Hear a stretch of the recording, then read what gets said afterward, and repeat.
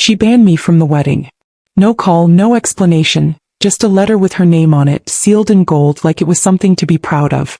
I raced the boy she's marrying. I held him through every scraped knee, every storm, every silence. And now, because I don't fit the image she wants, I was erased. I didn't fight it. I didn't beg. I said nothing at all. But silence is never empty. Sometimes it holds everything you're not ready to hear. And when her perfect day finally came, she learned what it means to cross a woman who remembers everything. Before we continue the story, I just want to say thank you for listening. I'm just a small storyteller, and if this touched you, please consider hitting that subscribe button for more quiet, heartwarming stories like this one. Let me know in the comments where and what time you're listening from. I read them all. Now let's hear the story. It was a quiet morning, the kind where nothing announces itself and grief doesn't knock. I was pruning the roses along the side wall, the ones my husband planted 2 decades ago, the ones that still bloom like they don't know he's gone. The sun hadn't fully committed yet, just a pale gleam over the ridge of the roof, like it too was hesitant to show its face. I didn't hear the postman. Only the gravel shifting underfoot and the soft tap of something sliding into the box. I wiped my hands on my apron, walked barefoot across the stones and pulled the envelope out. Heavy paper. Gold foil. My name in a slanted, confident script that wasn't my son's. My stomach recognized it before my eyes did. I held it for a second longer than I needed to, then slid it open with a rusted key from the garden shed. At the request of the couple, we regret to inform you that you are not invited to attend the wedding of Jordan Monroe, my son, and Celeste Darcy, my daughter-in-law. The rest was details. Dates. Dress codes. Venue directions. A map to something I was now excluded from.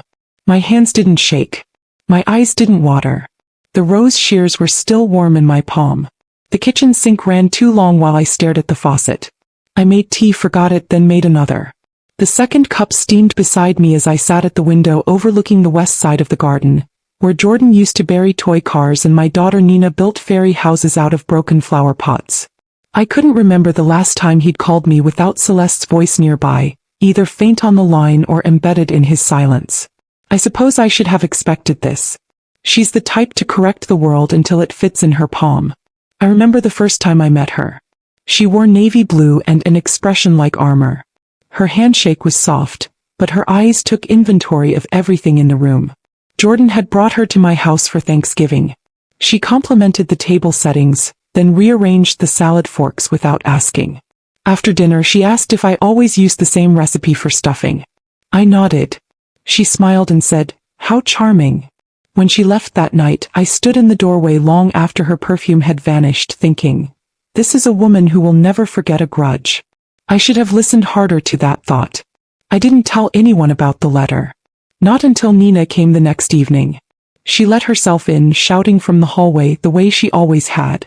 Her hair was wet from the rain, her eyeliner smeared just enough to betray emotion.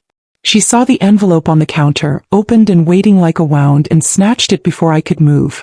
She read it once. Then again. Her face went still. What the hell is this? She doesn't want me there.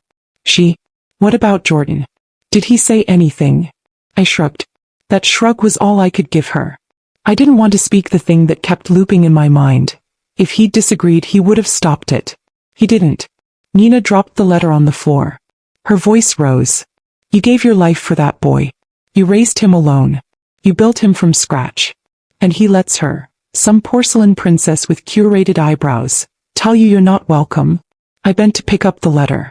Folded it carefully. Placed it in the drawer beneath the tea bags and paper napkins.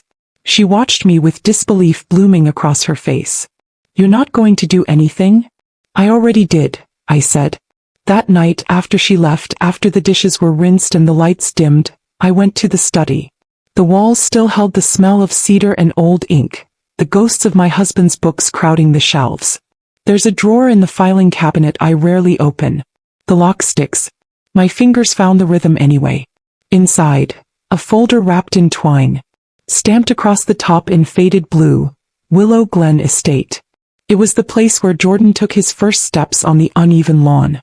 Where we once hosted a memorial for my mother beneath the flowering dogwoods. Where my husband had danced with me barefoot and laughing before the diagnosis. I ran my fingers over the paper as if I were reading Braille. I had once dreamed of giving Jordan his wedding there. When he got engaged to Celeste, I suggested it gently. She smiled like a knife wrapped in velvet, and said she'd already found the perfect venue. I said nothing. I let it go. Now apparently it had come back to me. I opened my laptop.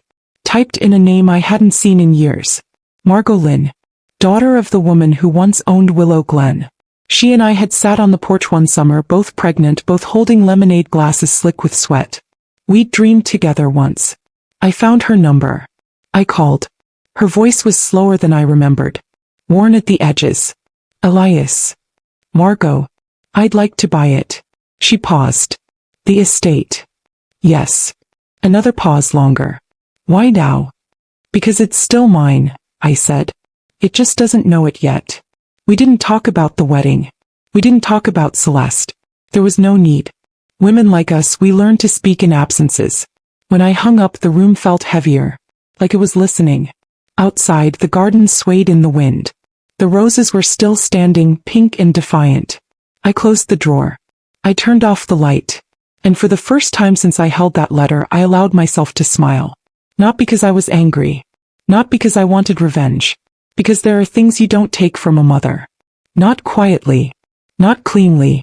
Not without cost. The road to Willow Glen hadn't changed much. Same cracked fence posts leaning in tired conversation. Same rusted mailbox at the curve that once held birthday invitations, thank you cards, a condolence letter I never opened. The air here carried a different kind of weight. Heavier, like it remembered more than it let on. I rolled down the window halfway. The wind brought in the scent of old leaves, earth, and something floral beneath it.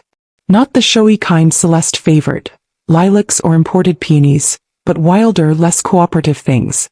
Honeysuckle. Cut grass. Ghosts. The tires crunched against the gravel drive. I parked beneath the old sycamore. Its branches bent low, heavy with age and summer. I used to sit under it with a paperback and a sweating glass of mint tea, Jordan sleeping in my lap. That tree had shaded every version of me, daughter, wife, mother, widow. Now I had come back as something else entirely.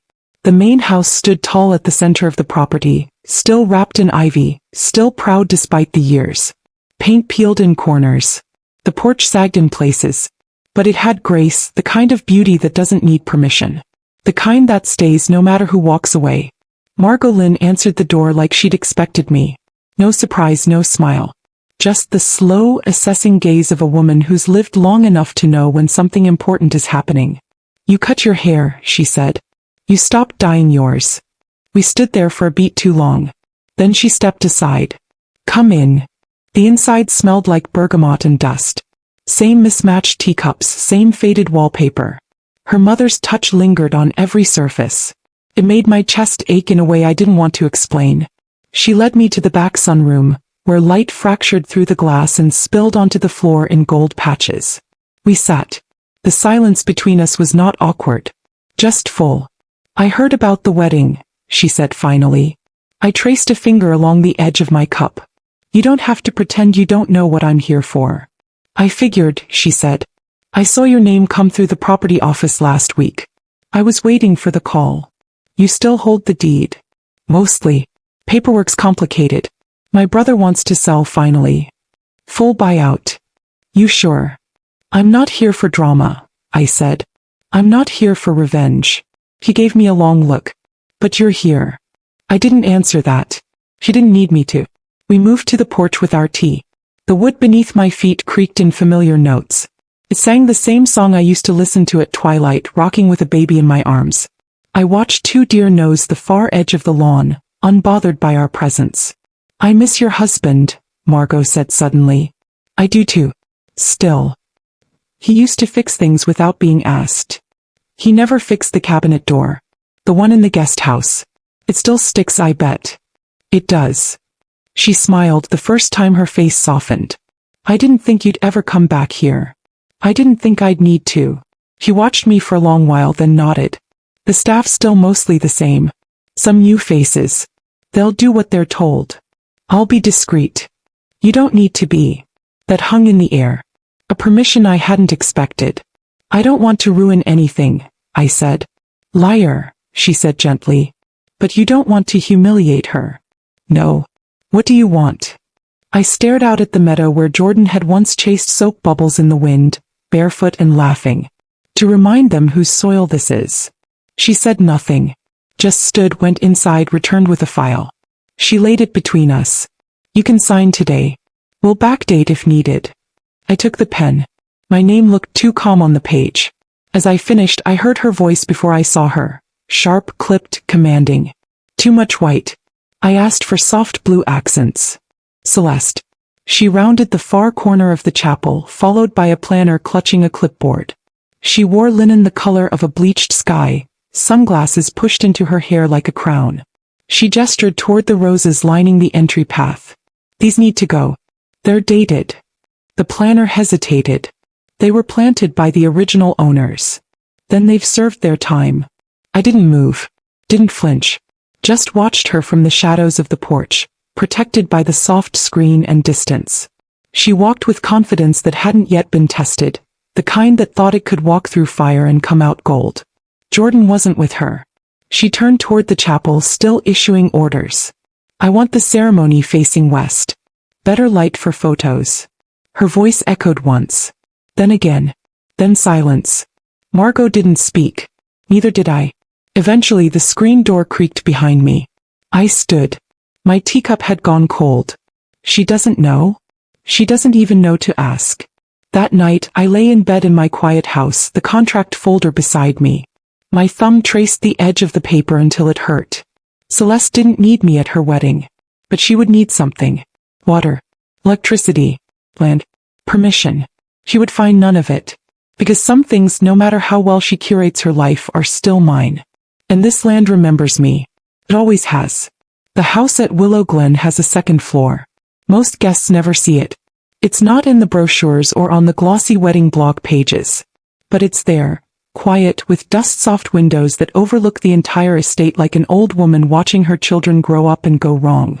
I spent most of the day up there behind the gauzy curtains, my tea cooling beside me as I watched the rehearsal unfold below.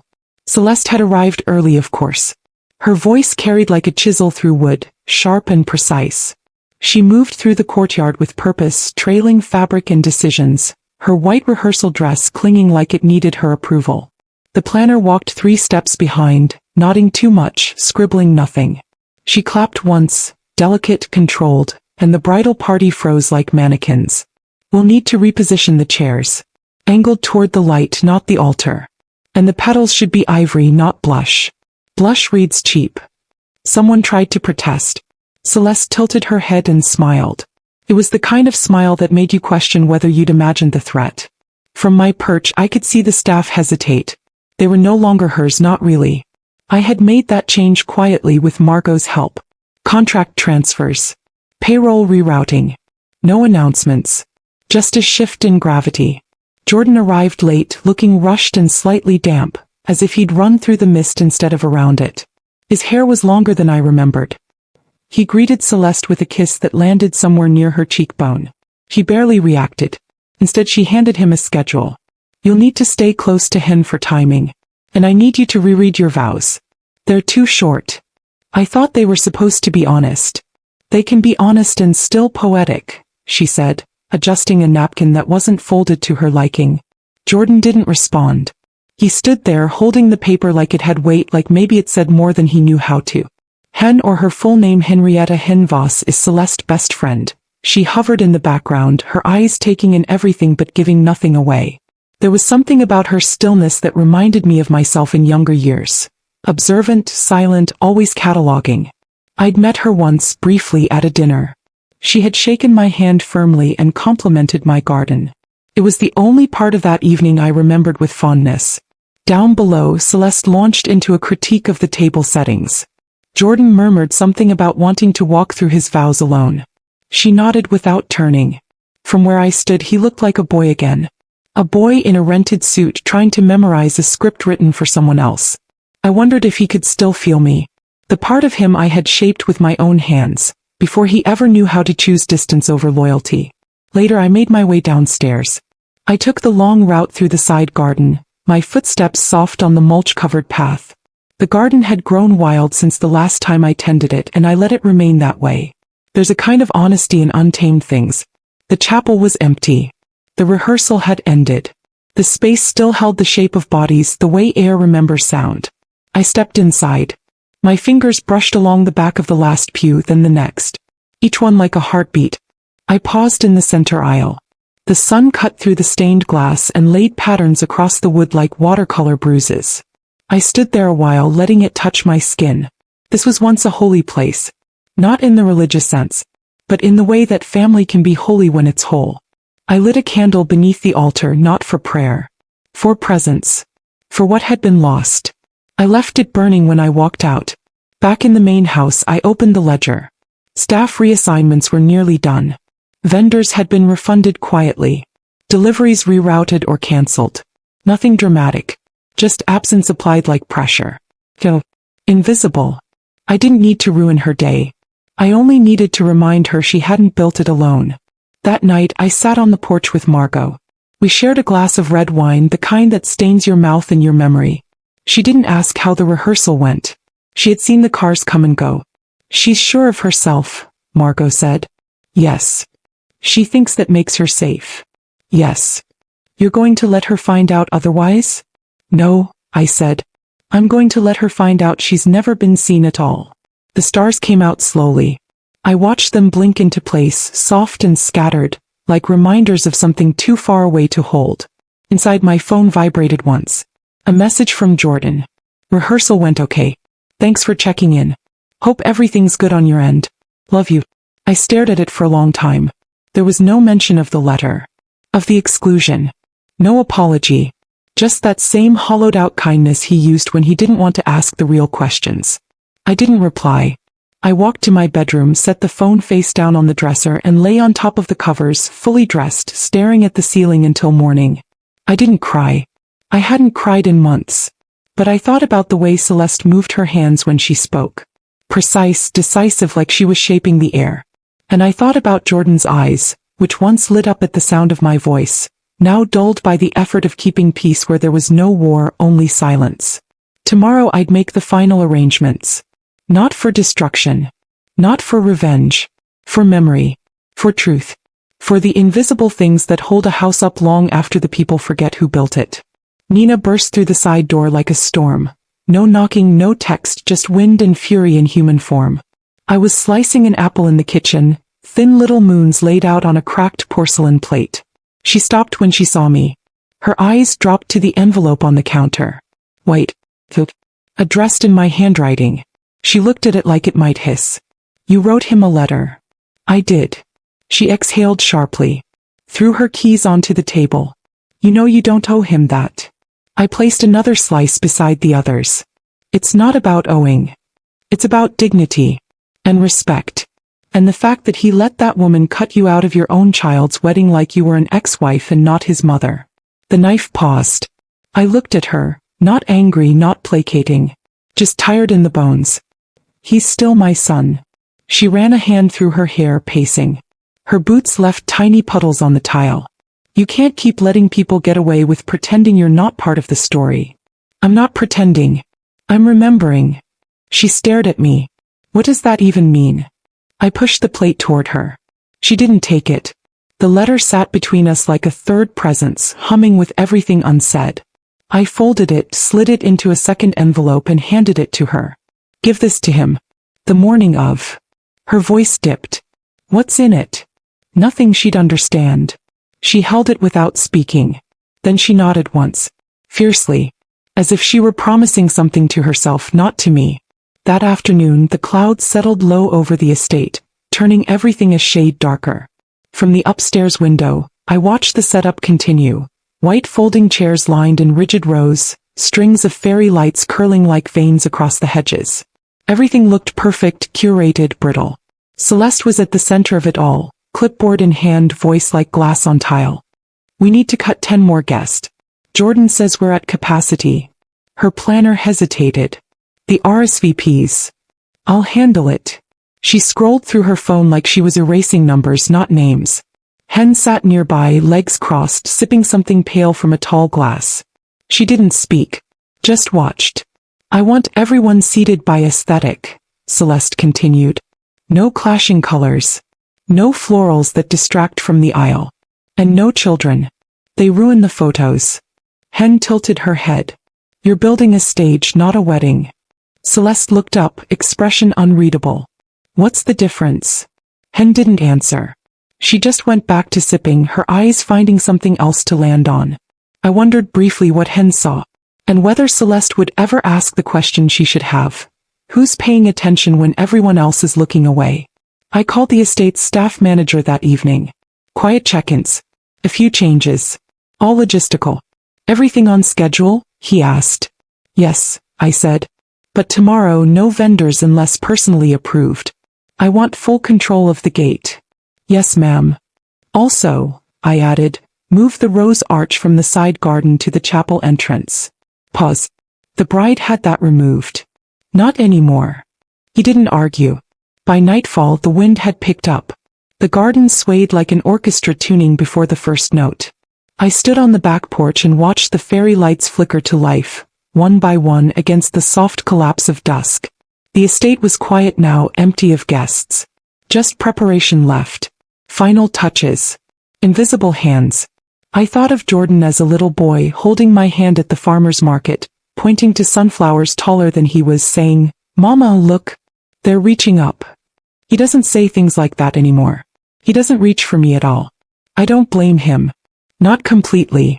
Life wears the softness out of people. Sometimes it teaches them to trade truth for peace. Sometimes it just gives them someone else's voice. Inside the chapel I walked the aisle alone.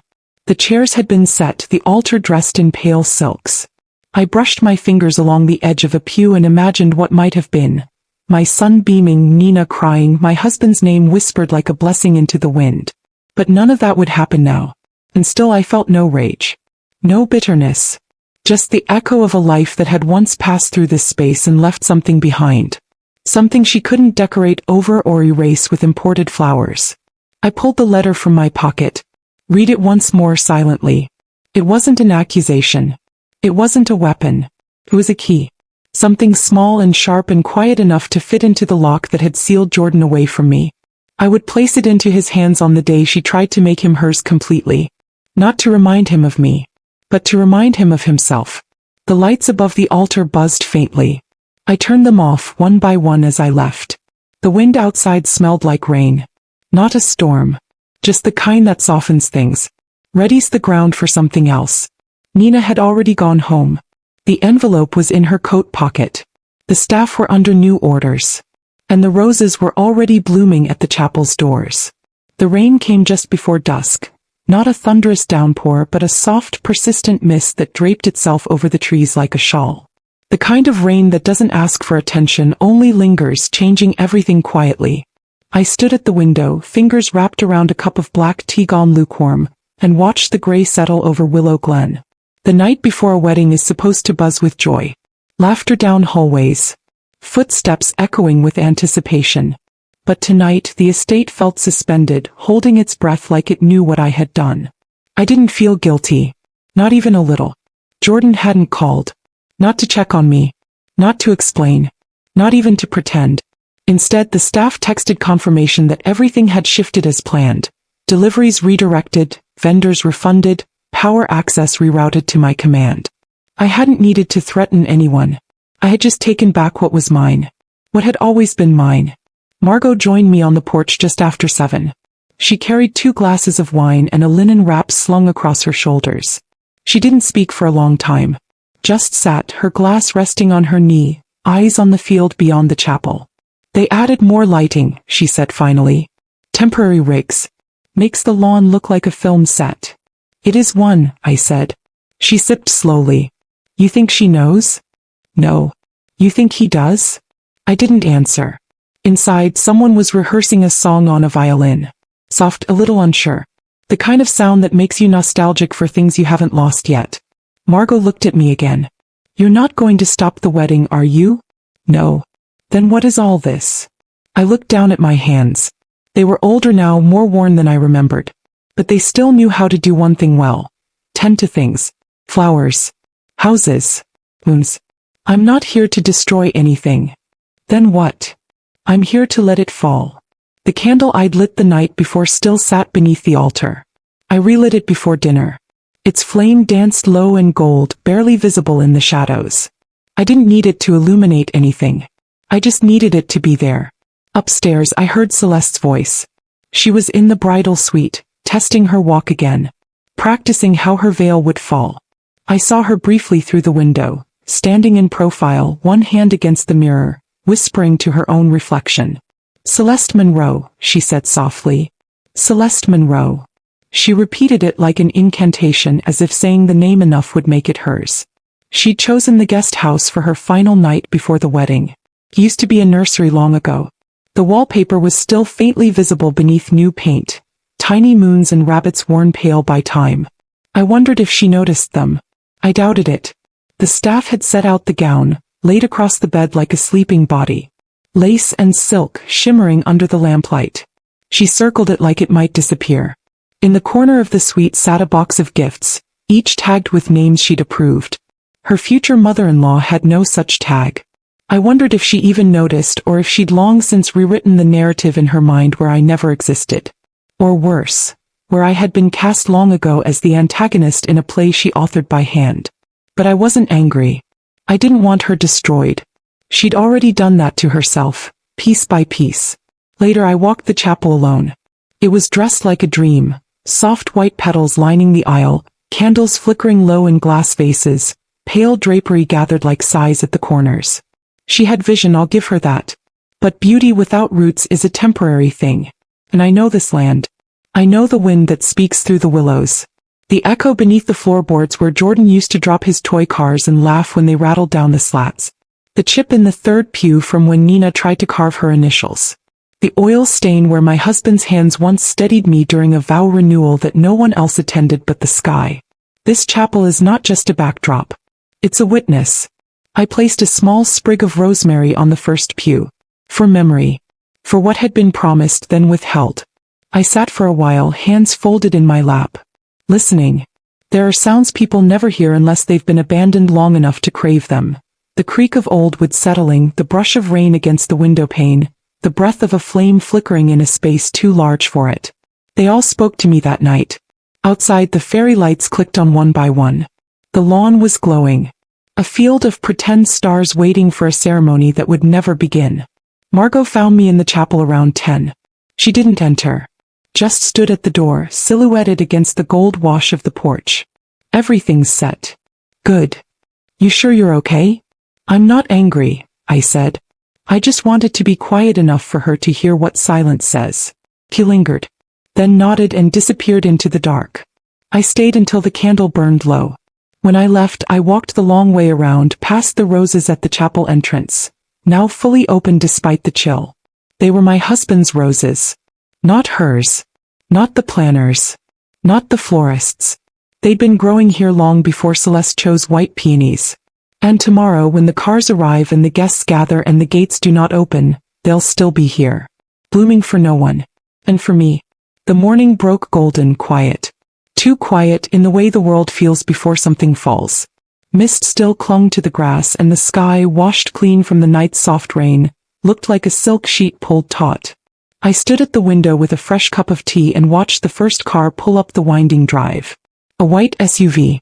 Ribboned handles. Blush programs stacked neatly in the passenger seat. The woman who stepped out wore a pale hat in confusion. She stood at the edge of the gravel drive, staring at the wrought iron gate as if expecting it to open for her on command. It didn't. She turned back to the gate. Tugged once more, desperate now. Still locked. I stepped back then, deeper into the trees. The ache in my chest wasn't triumph. It wasn't even satisfaction. It was a long, low exhale I hadn't known I was holding. The chapel sat untouched behind the gates, dressed in florals and candles, aisle lined with ivory petals. A ceremony perfect and empty. No audience. No promises. Just the sound of birds in the canopy above and the long, slow hush of something being undone without violence. By noon, most of the guests had left. Some tried to smile as they passed. Some didn't look up at all. Jordan stood for a long time near the edge of the drive, one hand in his pocket, eyes distant. I thought for a moment he might look toward the trees. That he'd see me. That he'd come. He didn't. Nina touched his arm, said something. He nodded. They left together slowly. Celeste stayed behind. She stood alone at the gate, veil trembling in the wind. I watched her for a moment longer, then turned away. Behind me, the chapel doors remained closed. And beneath the altar, my candles still burned. The bouquet lay on the gravel like it had been dropped by accident, but I knew it hadn't. Celeste placed things down with intention, even her mistakes. Pale ivory roses, bound in satin, now browned at the edges where the morning's moisture had begun to settle in. The kind of decay you don't notice until you've already inhaled it. She stood there beside it, shoulders too still. No screaming. No scene. Just silence thick enough to press against the ribs. Her veil had slipped slightly to one side, but she hadn't noticed. The dress no longer looked bridal. It looked misplaced. As though someone had sewn all her ambition into fabric and it had nowhere left to go. Hen stood a few feet away. She'd been the only one who hadn't tried to leave. Her expression was hard to read, but it was a rare thing. Honest. She took a single step toward Celeste, then paused. I didn't know, Hen said gently. About the venue. About any of it. Celeste didn't answer. Hen knelt down, picked up the bouquet, brushed dirt from the ribbon and held it out. Celeste looked at it like it was foreign. Then she turned and walked away. The bouquet remained in Hen's hands. She didn't call after her. She simply laid the flowers back on the gravel and followed at a distance. I watched from the edge of the clearing where the garden dipped slightly, just enough to veil me in leaves and shadow. I hadn't moved since morning. The earth had started to warm beneath my feet. The guests were gone now. Every last car. No chatter, no perfume trailing through the air. Just quiet. Real quiet. The kind that doesn't ask for anything. It simply arrives. Jordan stood at the edge of the lawn, halfway between the road and the gate. His hands were in his pockets, head tilted slightly like he was trying to make sense of something too big for words. He hadn't seen me yet. Or maybe he had and didn't want to. Nina came toward him from the main house. She wasn't angry anymore. Just tired in the way people get when they've said everything and none of it landed. She touched his shoulder. He didn't flinch. I gave her the letter, she said. He nodded once. She never looked at me. Just handed it back. Like it burned. He looked toward the chapel. The lights were still on inside, flickering behind stained glass that now felt almost performative. The altar had been untouched. Not a single petal out of place. She still thinks she was right, he said quietly. She might believe that forever. I thought love was supposed to change people. It does, Nina said. Just not always the way you expect. He turned then. Not toward her. Toward me. He looked directly into the trees. I didn't move. He didn't speak. He stood there for maybe 10-15 seconds, long enough for the silence to start feeling shaped like a question. Then he looked away back toward the chapel. I need to leave, he said. Nina didn't argue. They walked together to the car. Not hand in hand. Just parallel. I stayed. Once the dust settled behind the last set of tires, I stepped from the trees. The estate was impossibly still. A ceremony had been scheduled here. Vows. Applause. Music. Instead, the place had become a mausoleum for what didn't happen. I walked slowly toward the chapel. The doors had remained open, wide and welcoming, waiting for something that never arrived. The white runner down the aisle still gleamed. I stepped inside. No one had been here. Not the planner. Not the bride. Not the officiant.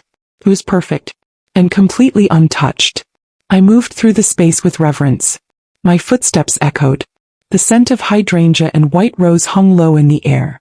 For a moment I imagined them again, Jordan and Celeste, standing at the altar saying the words.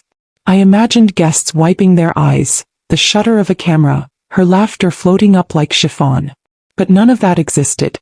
Only the stillness remained. I walked to the front pew and sat down. My body folded into the quiet like it had been waiting to be invited back. I let my hand rest against the wood, tracing the same grain my husband once smoothed with sandpaper before we opened the chapel to the public.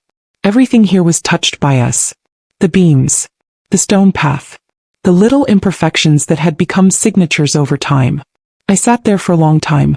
Let the silence settle around my shoulders like a shawl. It wasn't triumph I felt. It wasn't even peace. It was closure. Not the kind with a bow. The kind that leaves you alone in a chapel meant to be filled. I rose eventually. Walked the length of the aisle, the hem of my dress brushing against petals meant for someone else. At the door I turned back once. No music. No words. No ghosts. Only the candle still burning beneath the altar. I left it there. Outside, the clouds were beginning to break apart. The sun spilled gently over the lawn, and for the first time in a very long while, the house felt like it belonged to itself again. I walked slowly toward the side path that led home. Gravel shifted beneath my shoes. The wind had picked up slightly, just enough to stir the edges of my coat. And as I reached the curve in the path I saw it. The bouquet. Still there. Tired. Weather-wilted. I didn't pick it up. Some things are meant to be left behind. The morning light stretched long across the garden, touching everything with that soft, uncertain warmth that only comes after something has been emptied out. I moved slowly, pruning the last of the white roses before the heat settled in. The petals had browned slightly along the edges, just enough to remind me that even beauty carries expiration. It had been 3 weeks since the wedding that wasn't. Or maybe 4. Time had slipped into itself like a drawer you don't bother opening anymore. No one spoke about it. Not publicly. The papers offered only murmurs. Mysterious wedding shut down at historic Willow Glen. No scandal. No names. Just silence, the kind too deliberate to be accidental. Jordan hadn't reached out. Not directly. Nina said he was living alone now in a little apartment near the city. No furniture yet, just a mattress on the floor, a pile of dishes still in boxes. She said he kept the letter I wrote him on the nightstand. I don't know if I believe that. Margot came by every other morning with black coffee and a paper bag of croissants, half of which we never ate. We sat on the porch and talked about nothing. The roses. The heat. The way grief changes its scent in the summer. Today she brought only herself. No coffee. She shook her head. Didn't sleep. Something wrong. She didn't answer right away. Instead, she reached into the pocket of her jacket and pulled out a small envelope. Cream-colored. Unlabeled. I found this in the chapel. She handed it to me without ceremony. No explanation. I knew the handwriting instantly. Not Jordan's. Not Nina's. He looked down at his hands. Do you hate her? No, I said. I see her. We stayed like that until the stars began to stitch themselves into the sky. When we stood to leave, he didn't say goodbye. He just squeezed my hand. And for the first time in a long while, I let him. Thank you for listening. Hit the subscribe button if you want more stories like this. See you later.